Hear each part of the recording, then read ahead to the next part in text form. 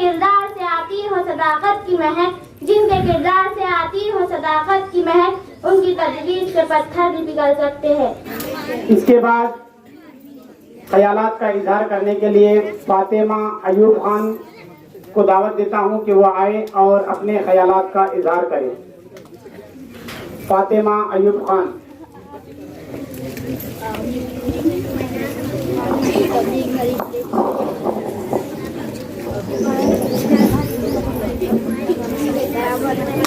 السلام علیکم ورحمۃ اللہ وبرکاتہ۔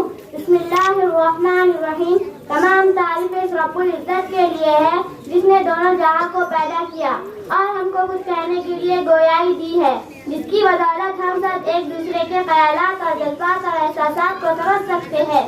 جیسا کہ ہم جانتے ہیں، آج بروز جمعرات ہمارے اسکول سر سید احمد خان میں ایک پروگرام عمل میں آیا ہے اور وہ ہے اسکول ڈے۔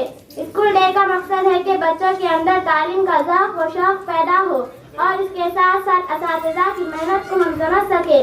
آج ہم اسکول ڈے میں بچوں کے ساتھ درس و تدریس کا مرحلہ پیش کریں گے اور ہمارے اساتذہ ہمارے لیے کتنی محنت کرتے ہیں یہ ہم آج اسکول ڈے کے ذریعے معلوم کریں گے۔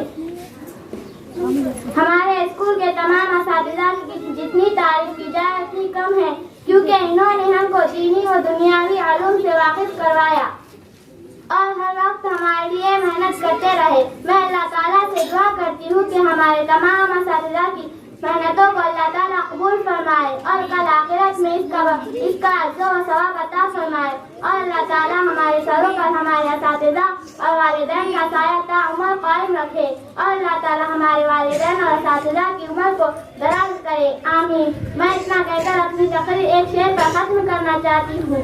جن کے کردار سے آتی ہو صداقت کی مہک، جن کے کردار سے آتی ہو صداقت کی مہک، ان کی تجویز کے پتھر بھی پگھل سکتے ہیں۔ خدا حافظ۔